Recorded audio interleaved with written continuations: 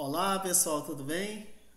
Bem, vamos corrigir agora a nossa prova mensal do segundo bimestre deste ano de 2022, né? A prova do nono ano, correto? Então é assim, como vocês sabem, essa prova que nós fizemos, né, no dia 28 de maio de 2022, ela tinha como tema o continente europeu, né? Sobretudo os aspectos físicos, né, da paisagem do continente europeu e também o processo de ocupação do continente europeu, correto? Então vamos lá. A primeira questão é colocado um mapa do continente europeu, né? E neste mapa está identificado três áreas, né? A região número 1, aí a região número 2 e a região número 3, né? Lá no continente europeu. Então nós vamos começar a nossa correção aí. Eu coloquei para vocês algumas afirmativas que vocês teriam que assinalar verdadeiro ou falso conforme essas três áreas aí identificadas no mapa, ok? Lembrando que a área número 1 corresponde basicamente a Finlândia, Suécia e Noruega, portanto, os países nórdicos, né? Que é a Noruega, Finlândia, né? E a Península Escandinava, que é Suécia e Noruega. A área número 2 corresponde à Península Ibérica, em especial os dois países mais importantes aí, né, que é Portugal e Espanha. E a área 3 corresponde essencialmente à Alemanha, a região da Alemanha, na área central do continente europeu. Ok? Então vamos lá. Vamos concentrar agora nas análises que você vai colocar verdadeiro ou falso, né, em relação às áreas aí, essas três áreas no continente europeu. A primeira afirmativa diz o seguinte: a área 1 é a Península Ibérica, onde temos dois importantes países, Portugal e Espanha, muito próximos da história da América, em especial do Brasil, pois foram os pioneiros das grandes navegações do século XVI. Bem, não preciso muito esforço para dizer para vocês que essa questão está falsa, né? Então você vai assinalar o X aí na letra F. Por que ela é falsa? Primeiro, que essa área 1 não corresponde à Península Ibérica, e sim à Península Escandinava, né? E os países que estão aí basicamente são a Noruega e a Finlândia. E Noruega e Finlândia não participaram das grandes navegações europeias do século XVI, né? Muito menos vindo para o Brasil, ok? Ainda continuando analisando a área 1, né? Nós temos a segunda afirmativa que é assim: os Alpes escandinavos, uma cadeia montanhosa que estão situados na porção norte do continente, na Península da Escandinava, corresponde no mapa à área 1. É verdade, logicamente, né? Nessa área 1 você tem a Península Escandinava, né? Onde tem a Suécia e a Noruega. A Finlândia não fica na península, ela fica a leste, né, da Noruega. E aí você observa que nós temos nessa localidade, justamente na Península Escandinava, uma cadeia de montanhas, né, que são chamados de Alpes Escandinavos. Isso é verdadeiro, não tem erro nenhum.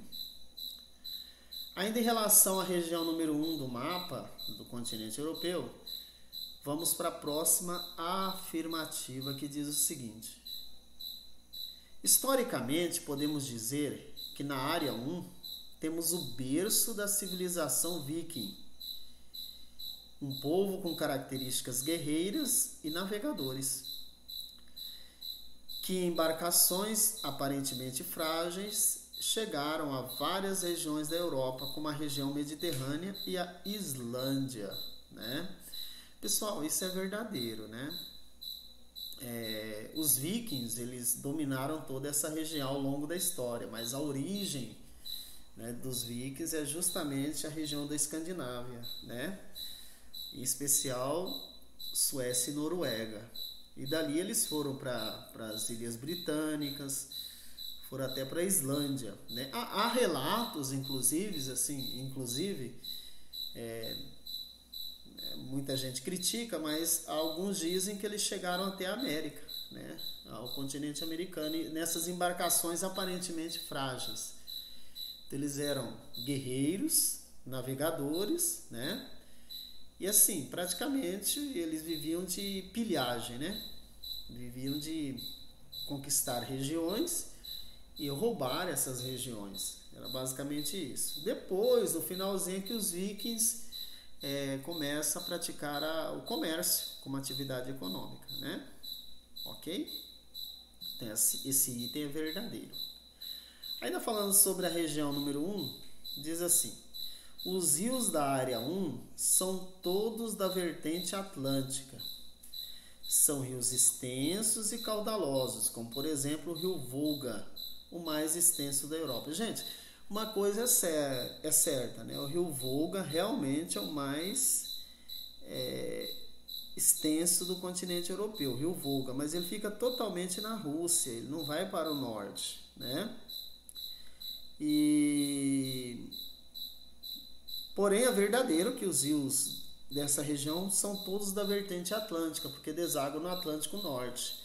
É verdadeiro, tá? Porém, ela tem um elemento que é falso, falando sobre o rio Volga. O rio Volga não está nessa localidade, né? O rio Volga praticamente todo ele está no território da Rússia, no território russo.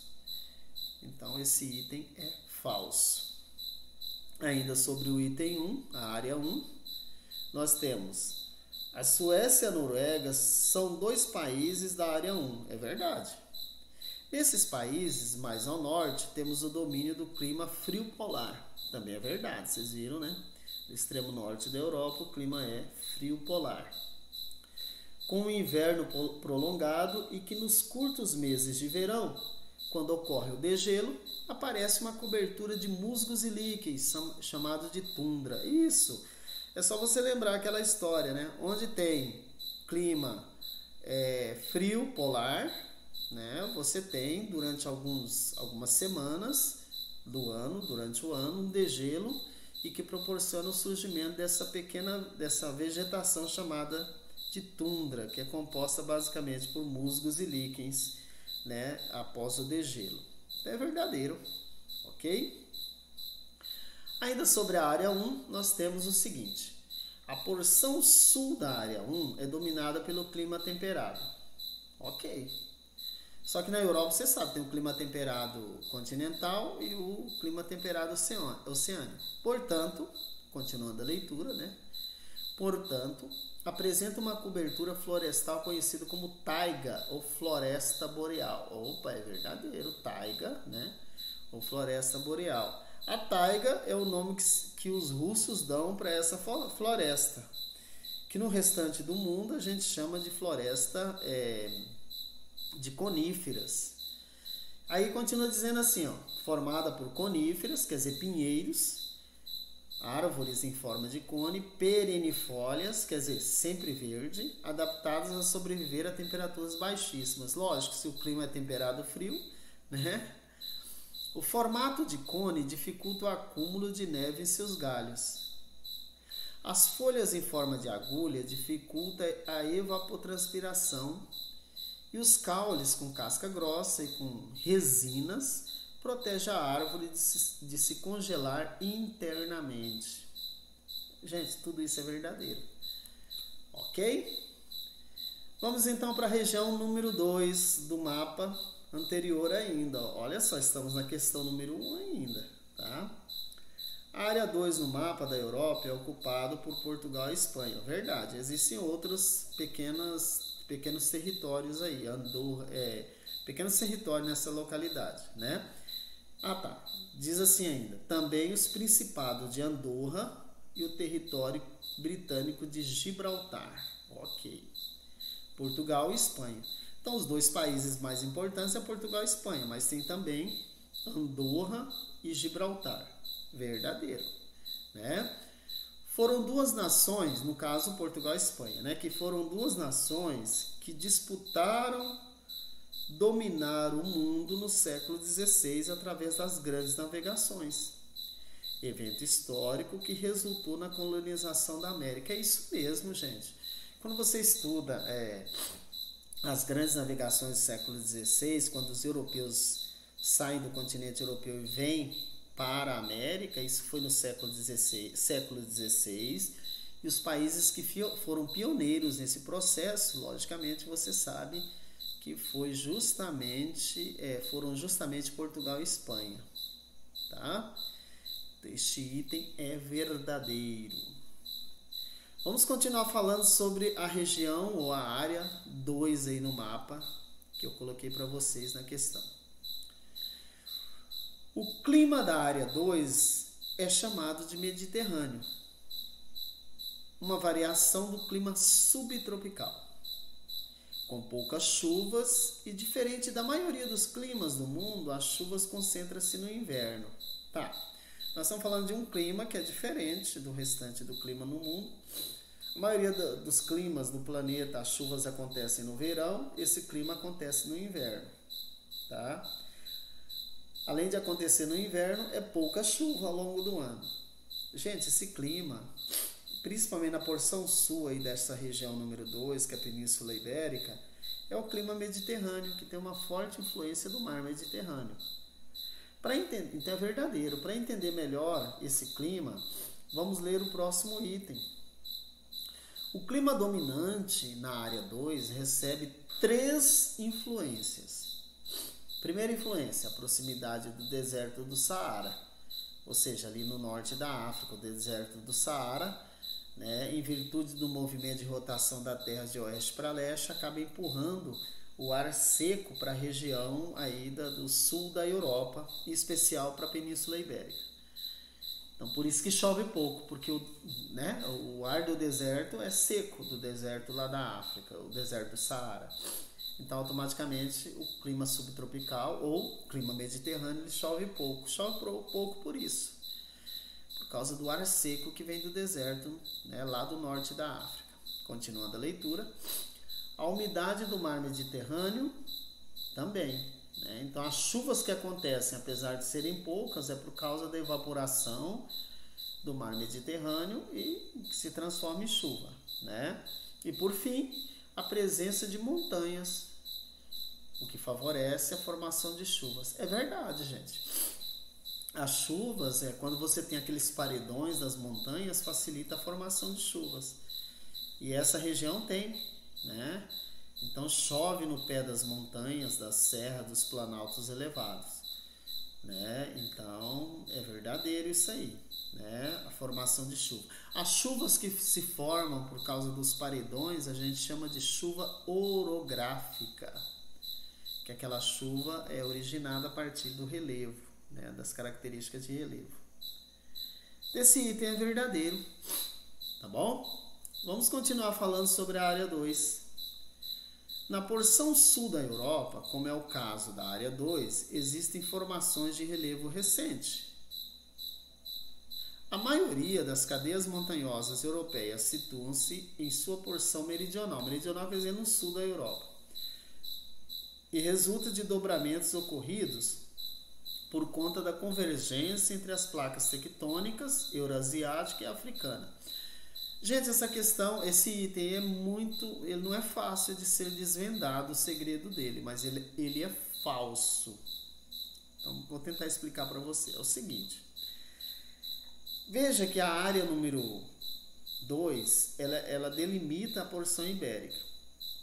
O item fala sobre todo o sul da Europa. Então, diz assim.